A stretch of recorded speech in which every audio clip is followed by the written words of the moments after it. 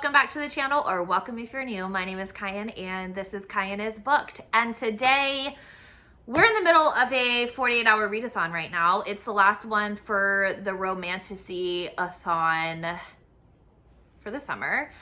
I'm not gonna read 35 books for all 35 prompts, and I am taking no questions right now because I'm actually really upset about it. Even though I've read so many really amazing romantasy books this summer and I've discovered a lot of like really amazing authors, I'm still bitter about it in my heart because I wanted to be able to do all 35 books. But you know, I impulsively went and visited my bestie in Salt Lake City, and then, you know, I had a sibling thing a couple of nights ago, and so I'm really just like trying to, like, I'm just having, you know, like I'm doing life stuff and it's completely okay. So anyway, now that I'm done rambling, I finished Spark of the Everflame. So this is KyinJul's Curse Saga Book 1 by KyinJul, and this follows Diem. And like, I want to say it follows Luther too, because he is the prince. And basically what's happening is the magic system's actually like really interesting in this book, and I don't want to like give too much away, but there are 9 realms. Hang on a second.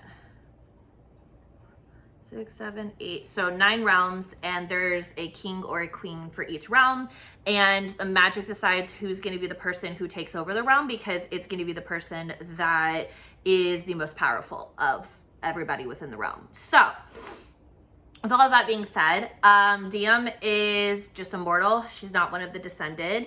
Obviously, Prince Luther is one of the descended. And it's very much like the mentality of the mortals are lesser than the descended. The descended are, you know, the end all be all. And the book starts off with Diem's mom going missing, right? And she's like one of the top healers in their realm. And one day she was talking to the prince, and then the next day, like, nobody knows where she is, right? And she spends a lot of time trying to figure out like what's happening with her mom. And she's like, okay, obviously what I need to do is I need to, I need to get into the castle somehow, and I need to figure out what happened. Like, I need to get like one-on-one with the prince, right? And then secrets start to come out, and her mom's actually been taking care of the king, who is essentially slowly dying of, he's old in like descended terms and like magic terms, and so he's basically dying a mortal death because there's nothing that can be done for him at this point. So I really enjoyed this book. 4 freaking stars. It's not 5 stars to me because I didn't guess what was gonna happen. I'm not gonna lie to you. Like, I'm not gonna sit here and be like, oh, I got it. Look, did I guess that some things were gonna go down? Absolutely. Did I think that it was gonna have something to do with like the crown and all of that? Like, for sure. But there were just parts of me where Diem just like really made me mad. And it's because she was like so wishy-washy in the decisions that she was making. However, I realized like how realistic that is when you're trying to find yourself. Like, you know, at her age or whatever, she's like entering the adult world. She's trying to decide like, do I want to be a healer? Do I not want to be a healer? Like, what do I want to be outside of my parents, essentially? And so I feel like she was like super wishy-washy and like kind of annoying. But now that I'm sitting here talking to my phone, maybe it's a fair thing to feel at her age, right? So, Spark of the Everflame, I finished this one today.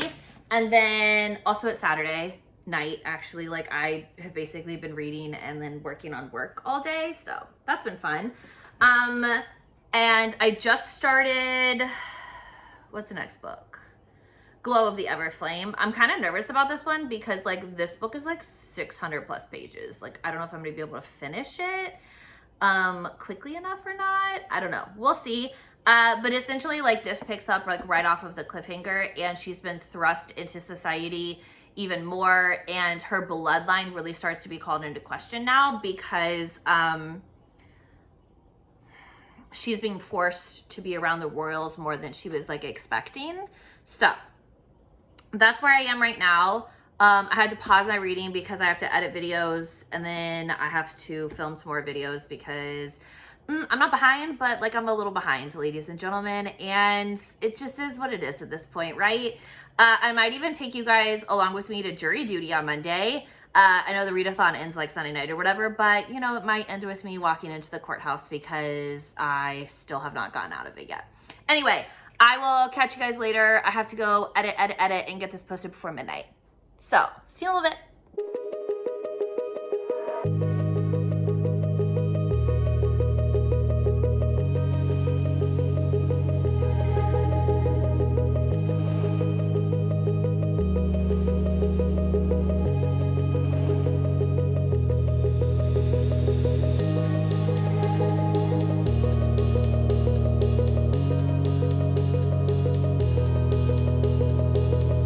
Hey book besties.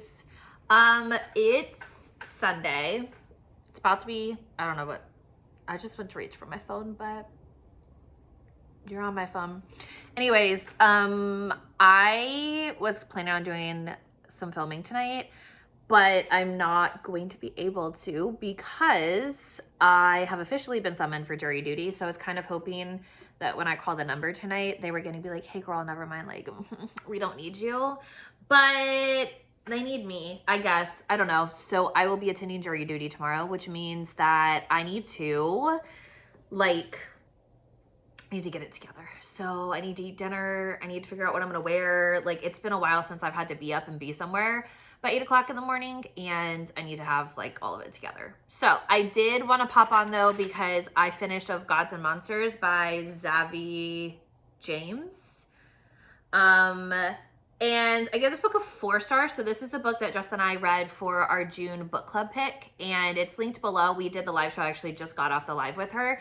We did the live show, and like I was really glad I was able to talk to her because it's a duet. So I feel like there's so many things I didn't get answers for in this book, but also knowing it's 2 books, shouldn't I get the answers in the next book kind of like type deal. So trying not to be like, I don't know, how do I put it? Try not to be too judgmental of the first book before like I've completed the duet, to see if like the things that bothered me really continue to bother me, right? So this is it's like a mythology retelling, essentially. Like the gods have come down from their version of Mount Olympus to like where the mortals are, and there is this like scientific inquiry into why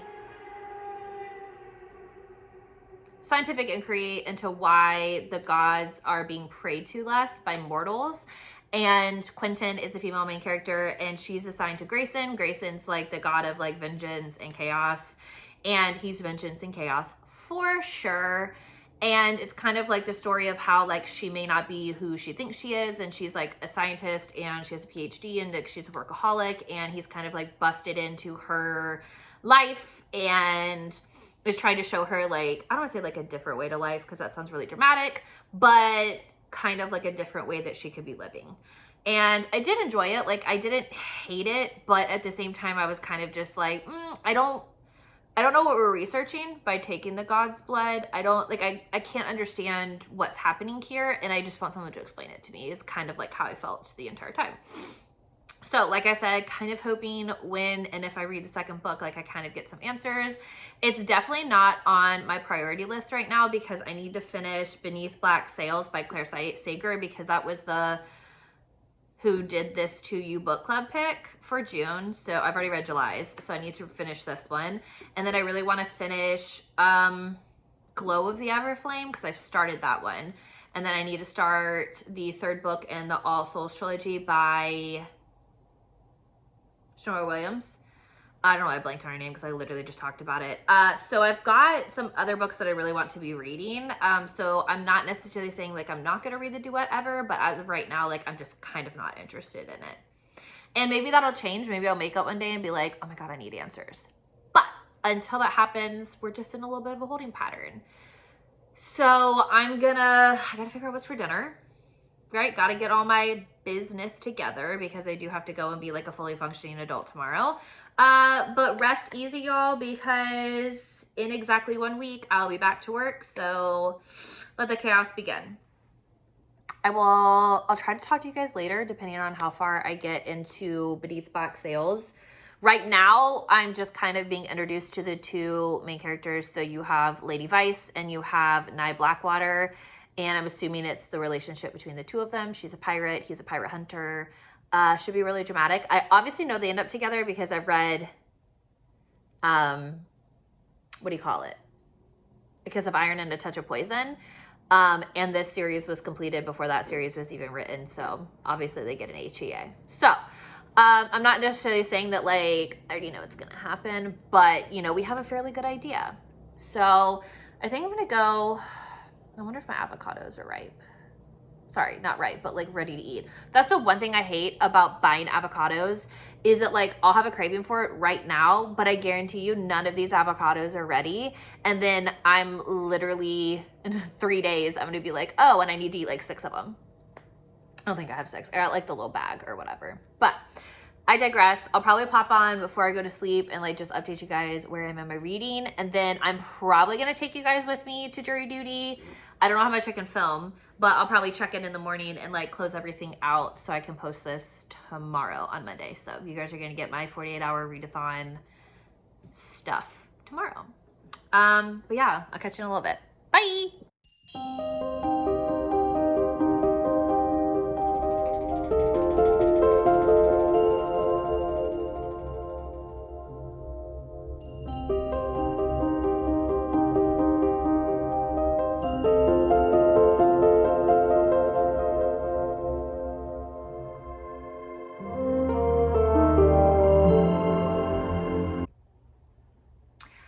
So we're not at jury duty. It is 4:30 in the afternoon. I actually just got home from said jury duty. I got there this morning around like 8, and I was pulled in the first group, and we were a group of like 56. I was pulled in the first group to serve or whatever. They answered questions, did the whole thing, went to lunch, came back, answered more questions, like for the defense side of things, the law, came in, found out I didn't make the jury. I was like, bet. Got sent back down to the jury summons room, got pulled for another courtroom, had to go to that courtroom, and then like was excused. So we're here, we're home, we're live laughing and loving. I am very excited. Like, it was really cool. Like, I think that, I'm not going to get political or anything like that, but I do think that for the people, by the people, I showed up today like I did my civic duty. Felt good on this Monday morning. Feels even better to know that like I don't have to give up the rest of my week. So I didn't read anything though because I got pulled so early, and when you're in the courtroom, you're not allowed to have like any electronics or anything like that. So I didn't really get a chance to like read as much as I thought I was going to, because I thought I was just gonna go there and like hang out all day. Like I didn't realize that I would be in a group like determining whether or not I was gonna be on a jury later that day. So I'm still like, I read like an extra chapter or whatever, and still don't really have an opinion on Beneath Black Sails.